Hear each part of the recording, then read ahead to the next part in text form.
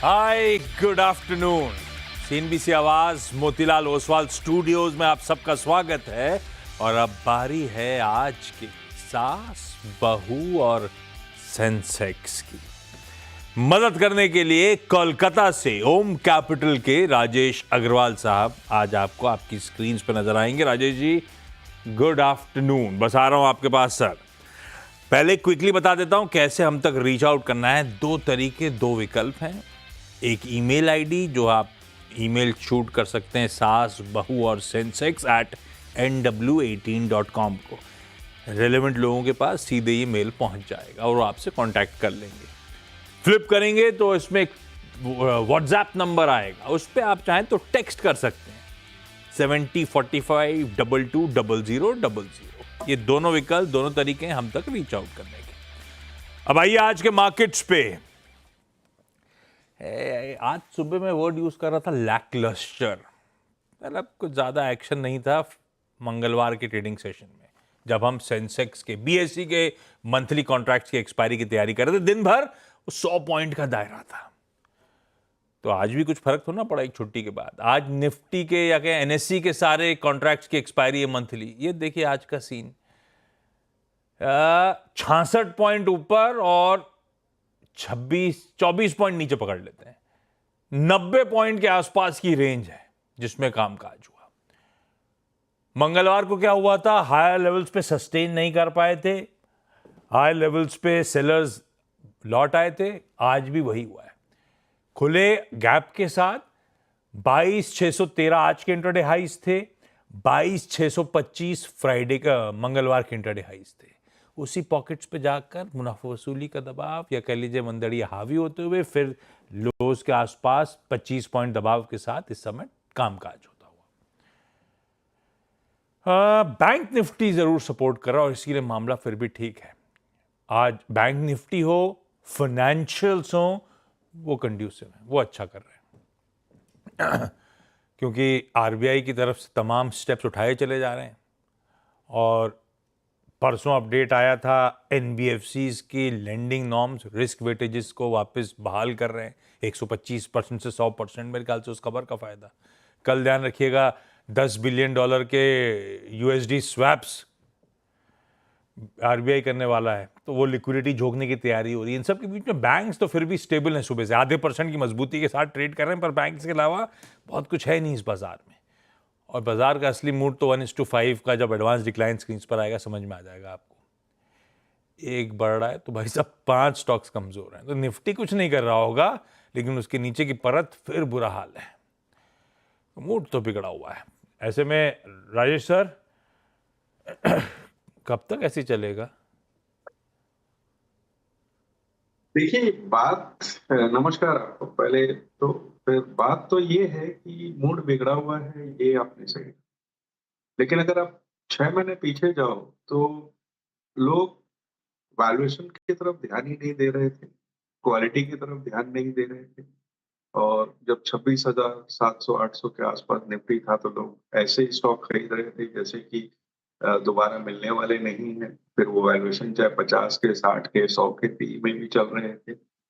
तो अब वहां से बहुत अच्छे वैल्यूएशन हो गए, 15% के आसपास निफ्टी ऊपर से करेक्ट कर चुका है। सिर्फ फरवरी की बात की जाए तो 4-5% के कट दिख चुका है। मुझे लगता है मध्यम से लंबी अवधि के निवेशकों के लिए न केवल लार्ज कैप में बल्कि मिड कैप, स्मॉल कैप में भी अच्छी क्वालिटी के स्टॉक्स अच्छे वैल्यूएशंस पे मिल रहे हैं। कहाँ तक ये रुकेगा ये बोलना मुश्किल है, क्योंकि जो भी दिक्कतें हैं ज्यादातर वो विदेशों से आई हुई इम्पोर्टेड दिक्कतें हैं।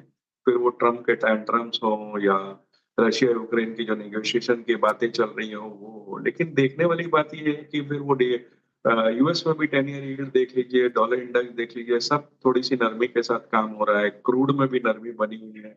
तो बस जस्ट एक ट्रिगर की जरूरत है जो यहाँ पे रिकवरी आ जाएगी। तो और मुझे लगता है टेक्निकली भी अगर आप देखो तो मार्केट बहुत ओवरसोल्ड पोजीशन पे है, एक बाउंस बैक लाजमी है। लेकिन वो टेक्निकल्स की और ट्रेडिंग की बातें हुई, निवेश के लिए बहुत उपयुक्त समय है। निवेश के लिए बढ़िया समय है भाई। अच्छी पेडिग्री, अच्छी क्वालिटी के स्टॉक्स एक्यूमुलेट करने के मौके, बशर्ते कुछ कैपिटल बचा हो, सेट असाइड रखा हो। राजेश सर आपके पास है? सर ये अंदर की बात है, थोड़ी सी फिर बात ठीक कर। है, इस बात को नहीं छेड़ते। आज अमृतसर, आज वडोदरा, दो वडोदरा से क्वेरीज हैं। तो ऐसा कहता हूं, वडोदरा, अमृतसर, वडोदरा जाना है। सब आपको आपकी स्क्रीन पे नजर आएंगे। तो पहले वडोदरा ही चलते हैं। पहले चलते हैं भावना ठक्कर मैम के पास। डायरेक्टर साहब हैं क्या? हाँ, भावना जी है ना। भावना मैम, हाय, नमस्ते, गुड आफ्टरनून। भावना मैम, कितने समय से स्टॉक मार्केट से जुड़े हो आप? मैं 2015 से जुड़ी हूँ। 10 साल ऑलमोस्ट। हाँ। कैसा चल रहा है सफर भावना मैम? बस अब तक का तो अच्छा था, अब थोड़ा थोड़ा डाउन हो रहा है, पर मेरा पहले का इन्वेस्टमेंट है तो इतना लॉस भी नहीं है। ये इतनी बड़ी गड्डी जो आप पकड़ के बैठे हुए, सारे आपके इन्वेस्टमेंट्स हैं क्या? हाँ, अरे बाप रे, अपन कुछ ही स्टॉक ले पाएंगे। चलो भावना मैम, पहला क्विकली, सबसे इंपॉर्टेंट कौन सा सवाल है? वो तो मुझे पता है। हाँ, हाँ, पर जो मैं, सबसे इंपॉर्टेंट, हाँ, बोलिए। सबसे इंपॉर्टेंट कौन सा सवाल भावना मैम? मेरा एक सवाल था, वो टाटा एलेक्सी और टाटा मोटर मैंने पहले का लिया हुआ है। हाँ। तो वो मैं अब कितने टाइम तक होल्ड कर सकती हूँ उसको? 135 शेयर टाटा मोटर के है और टाटा एलेक्सी के एक 10 एक करके शेयर। करते हैं। टाटा मोटर्स, राइट से टाटा मोटर्स रखिए। आपने कुछ और भेजा और पूछा कुछ और है, पता नहीं। राजेश सर, राजेश से टाटा मोटर्स तो रेडी होंगे ही होंगे। कितनी क्वांटिटी किस भाव पे मैम टाटा मोटर्स? थोड़ा 35 शेयर तो मेरा 800 का है, पर वो पहले वाला 100 शेयर तो मेरा बहुत पुराना है। तो निकल जाऊं या उसमें बनी रहूं? नहीं तो एवरेज कहाँ बैठ रहा है? एवरेज तो बहुत मतलब अपने को फायदा हो रहा है, क्या हो रहा है? नहीं, अभी तो फायदा है, पर इसको क्या करूं, अभी तो बहुत गिर रहा है, इसीलिए मैंने पूछा। अच्छा, पुरानी। राजेश सर, क्या भी बन रहा है टाटा मोटर्स पे? अब इस पेन में निकलना चाहिए या अभी भी फायदा हो रहा है? मतलब मेरी एक्विजिशन प्राइस नेट नेट बुरी नहीं है, होल्ड करूं? पहले तो दोनों तीनों महिला मित्रगणों को नमस्कार। और जहां तक टाटा मोटर्स की सवाल है, मैं समझता हूँ कि इस वक्त आपको निकलने की जरूरत नहीं है। निकलने की जरूरत आपको ऊपर के लेवल्स पे थी, जब ये 2000 के आसपास चल रहा है। अब तो इस वक्त कहूंगा तो ऐड करने का समय है। हालांकि ईवी में थोड़ा स्लो डाउन देखा गया है, लेकिन कंपनी के जो फंडामेंटल्स है, अब वैल्यूएशन अच्छे हो गए हैं। कुछ डीमर्जर वगैरह की भी आगे आने वाले दिनों में बात है। और डेट भी ठीक ठाक है। दिक्कत थोड़ी सी जीएलआर की तरफ से, जो न केवल चाइना में थोड़ा स्लो डाउन दिखा रहा है, बल्कि यूरोपियन मार्केट में भी स्लो डाउन दिखा रहा है। लेकिन इस वैल्यूएशन पे ये ऐड बनता है, न कि निकलना बनता है। अगर आप और पैसे नहीं लगाना चाहते, कोई बात नहीं, लेकिन आप बनी रहें स्टॉक। रही है मैम टाटा मोटर्स में। अब इस पेन में निकलने का नहीं। अगली क्वेरी के लिए आता हूं। पहले मैं रेखा जी के पास अमृतसर जा रहा हूं। Rekha ma'am, hi, good afternoon Rekha ma'am. Hello, good afternoon sir. क्या करते हो आप अमृतसर में रेखा मैम? आपको कितना टाइम हो गया स्टॉक मार्केट में अंदाजन? मेरे को 4 साल हो गए, 4-5 साल। मेरे और हस्बैंड स्टॉक, पहले से करते थे, मैंने आफ्टर कोरोना मैंने स्टार्ट करा था। ओके, और स्टॉक हस्बैंड आइडेंटिफाई कर रहे हैं, आप खुद ही अपनी स्टडी शुरू कर चुके हो? नहीं, अब तो मैं अपना ओन करती हूँ। ओके। रेखा मैम, पहला सवाल कौन सा? मैनकाइंड फार्मा का है सर। मेरे पास शेयर है 2144 की रेट पे। वो 3000 पे भी गया था, मैंने कुछ करा नहीं, बट वो फिर वापस आ गए। वही पूछना था उसमें क्या करूं मैं। नहीं, ग्रोथ ग्रोथ कंपनी अच्छी है मैनकाइंड फार्मा, ये बात हाँ सच है। जी। अब गेंस में जहाँ सब दिख रहे थे वो सब गायब हो गए। बाजार ऐसा चल रहा है इस समय, तो क्या करें। मैनकाइंड फार्मा, राजेश सर, क्या करना चाहिए भाई? ठंडा पड़ने के बावजूद मेरे खरीद भाव से 150 पौने 200 रुपए ऊपर है। हाँ निकल जी। जाऊं या बने रहूं? बहुत अच्छी बात है कि इस खराब बाजार में, जहाँ 5 महीने से लगातार गिरावट आ रही है, आप प्रॉफिट में हो। बहुत कम ऐसे लोग मिल रहे हैं, लेकिन अच्छी बात है, बधाई हो आपको। और वैसे कंपनी बहुत शानदार है। अगर डोमेस्टिक रेवेन्यू के हिसाब से देखी जाए तो चौथी सबसे बड़ी कंपनी है। इन्होंने कुछ रिस्ट्रक्चरिंग करी अपने, महानंदा स्पा करके इनके हॉस्पिटलिटी बिजनेस था, वो बेच दिया। होटल्स को भारत सीरम्स लिया है, और ये सारी चीजें बहुत पॉजिटिव है कंपनी के लिए। डेट कम हो जाएगा। दूसरे, पहले सिर्फ ओटीटी में जो अच्छी बढ़त हुई थी, अब भारत सीरम की जो पोर्टफोलियो है उस कारण से फीमेल हेल्थ केयर में भी अच्छी बढ़त हो रही है। वैल्यूएशन अच्छे हैं। हमारा अनुमान, हमारी हाउस का अनुमान, इस स्टॉक में साल भर का नजरिया अगर कोई रखे तो 2800 रुपए का है। तो इस वक्त बने रहने की सलाह रहेगी। इस तरह के पेन के बावजूद आप प्रॉफिट में हो मैम। एक्विजिशन प्राइस बढ़िया है, ट्राइंग टाइम्स हैं, टफ टाइम्स हैं, घबराने का नहीं। इवेंचुअली वापस जिन लेवल्स को आपने पहले देखा था वहाँ पे ये लौटता हुआ नजर आएगा। अच्छा बिजनेस है जिसको आप होल्ड कर रहे हो, कोई टेंशन नहीं। वडोदरा वापस इस बार यशस्वी मैम के पास। यशस्वी जी हाय, गुड आफ्टरनून मैम। मैम आपका पहला सवाल। सर मेरे पास अदानी विल्मर है 580 क्वांटिटीज है सर। और ये लिया क्यों था? अभी ट्रेडिंग वेडिंग उस टाइम पे चल रहा था तब ले लिया था कि निकल जाऊंगी जल्दी, या फिर लिया ही लंबी अवधि के लिहाज से था? नहीं सर, एक्चुअली जब लिया था तब इतना ज्यादा स्टॉक मार्केट नॉलेज नहीं था और इतना आइडिया नहीं था, बस वो देखा था ले लिया और और अभी इस कंडीशन पे है वो। नहीं, अदानी ग्रुप स्टॉक्स कई सारे बिल्कुल रिवाइव ही नहीं हुए, उनमें से तब एक सर ये है अदानी। 2022 के स्टार्टिंग में जब ये अच्छे मतलब उस पे चल रहा था, हाँ सही कह अडानी रहा हूँ, बहुत बहुत अच्छी ज्यादा थी। हाँ, ट्रेंड में कंपनी चल रिलेटेड रहा कोई इशू था था भी अडानी। नहीं, वो अदानी ग्रुप का इशू आया तब से स्टॉक पिटा, उसके बाद रिकवर ही नहीं हुआ। फिर खबर आने लगी कि अदानी एग्जिट करना चाहते हैं, उसके बाद से रिकवरी का मोड ही नहीं रहा। क्या करें यार राजेश सर, अदानी विल्मर अब बहुत नुकसान हो रहा है। सही कहा आपने आशीष जी, ये स्टॉक जब से आया है तब से पेनफुल ही रहा। बावजूद इसके कि अच्छी पोर्टफोलियो थे इनके प्रोडक्ट्स के, एफएमसीजी में फॉर्च्यून वगैरह के बड़े ब्रांड्स थे, लेकिन करके कुछ नहीं दिया, निवेशकों को दिक्कत ही दी। अब खबरें ऐसी निकल के आई कि विल्मर के जॉइंट वेंचर के साथ एग्जिट हो गया। इन्होंने कंपनी के अब नाम भी बदली कर लिया, अब एग्री फोकस कर रहे हैं, कुछ नए प्रोडक्ट लॉन्चेस किए हुए हैं, करने की पाइपलाइन है। तो इन सब चीजों को देखते हुए, खास करके इस बात के मद्देनजर के तीसरी तिमाही के नतीजे अच्छे आए हैं, मैं समझता हूँ इस वक्त बने रहने चाहिए।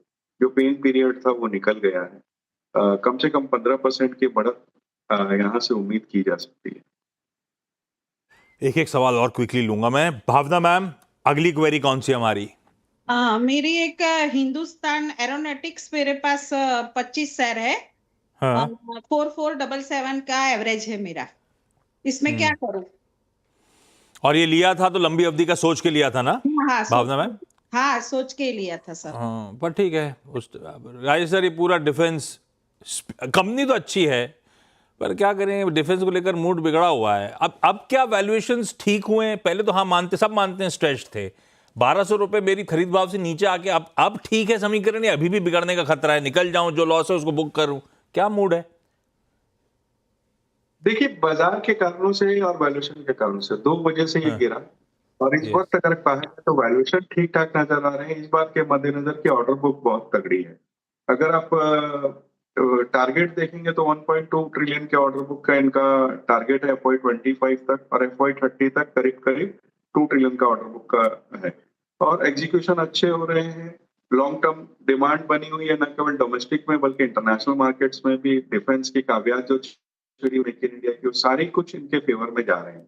तो इस वक्त बने रहने की सलाह रहेगी। सब हो सकता है कि थोड़ा और नीचे के भाव दिखाए, लेकिन अगर किसी भी कारण से 2800-2900 तक आता है तो वहां हमारी खरीदारी की सलाह रहेगी। रेखा मैम, अगला सवाल। फोन है मेरे पास, 16 का एवरेज है, तो उसमें मैं क्या करूं? अभी लॉस पे हूं मैं कौन अभी। सा कहा आपने? Vodafone idea? हाँ जी। 16 का खरीद भाव है, क्या करूं? राजेश सर, वो इस बीच खबर भी आई थी, पेपर में छपी भी, लीडिंग न्यूज़पेपर में, उसके बावजूद भी स्टॉक कुछ दमखम दिखा ही नहीं पा रहा है। हम बहुत लोग फंसे हैं ऊपर के स्तरों पे। अब क्या करा जाए वोडाफोन आइडिया में? देखिए, टेलीकॉम एज स्पेस की पूरी देखा जाए तो ये सबसे कमजोर कड़ी रही है। हर क्वार्टर में लॉस आता है। तीसरी तिमाही में बड़ी खबरें आई कि लॉस कम हो गया, लॉस कम हो गया, लेकिन बावजूद उसके 6600 करोड़ का लॉस था, तो वो कोई कम विशेष हुआ नहीं था। आरकूज भी देखेंगे तो दूसरी जो दिग्गज कंपनी है उसके वनिस्पत बहुत नीचे है। 173 रुपए के आरपीयूज हैं, जाके दूसरे लोगों के 250 के आसपास बैठ रहे हैं। हाँ, कुछ टैरिफ हाइक हो रहे हैं, 4G 5G के लॉन्चेस हो रहे हैं, और इन लेवल्स पे खोने को कुछ बचता नहीं है। तो मैं समझता हूँ इस वक्त बनी रहे, 10-11 रुपए तक आता है तो वहां पर अपना नुकसान काटने की कोशिश करें। अभी तो 10-11 भी बहुत दूर की कौड़ी लग रही है, लेकिन उन लेवल्स पे आए तो नुकसान जितना भी हो रहा हो एग्जिट करने के मौके ढूंढिएगा मैम। यशस्वी मैम, अगला सवाल। द स्टार हेल्थ है 670 के भाव पर है, 200 क्वांटिटीज है। आईपीओ में लिया था सर, वो डिस्काउंट में लिस्ट हुआ, देन उसके बाद एवरेज करते गए। आधा हो गया मामला। सर आधा capital wipe out, star health, बड़े बड़े मार्की इन्वेस्टर्स हैं इसमें, ये है वो है, सब ठीक था, पर ये मामला गड़बड़ाते ही चले जा रहा है। सही कहा आपने। और इसमें सॉरी वही बात हुई कि लोग चेज कर रहे थे, ऊंचे ऊंचे वैल्यूएशन पे ले रहे थे। अब तीसरी तिमाही में नतीजे देखो तो 26% के आसपास बॉटम लाइन में गिरावट देखी गई। हालांकि मैनेजमेंट ने एक प्राइस हाइक लिया है 8 से 9% का, वो प्लान कर रहे हैं आगे आने वाले दिनों में। हो सकता है इससे थोड़ी सी मार्जिन में सुधार आए, कुछ नए प्रोडक्ट्स आ रहे हैं। लेकिन अच्छी बात यह रही कि रिटेल बिजनेस अच्छा बढ़ता हुआ नजर आया, और ये उम्मीद की जा रही है कि आने वाले 2 क्वार्टर्स में थोड़ी सी बिजनेस में सुधार आएगा। तो इस वक्त बनी रहने की सलाह रहेगी। हमारा अनुमान है ये 410 415 तक आने वाले 2 क्वार्टर्स में जा सकता है, और वहां तक बनी रहे। इस नोट पर अब मुझे समेटना पड़ेगा। भावना मैम, इस प्रॉमिस के साथ छोड़े जा रहा हूँ कि आपकी लिस्ट को धीरे धीरे करके अपन पूरा कर डालेंगे किसी दिन। ओके, आज तो ये 2 ही सवाल जा पाएंगे, लेकिन Rekha ma'am, Bhavna ma'am, Yashasvi ma'am, thank you so much जुड़ने के लिए। राजेश सर आपका भी धन्यवाद। वो डब्बा कार्टेल पे बात करनी थी, लेकिन अभी डब्बा हो गया, टाइम ही नहीं बचा मेरे पास। ब्रेक का समय, ब्रेक के उस पार आऊंगा तो एक क्विक मार्केट चेक।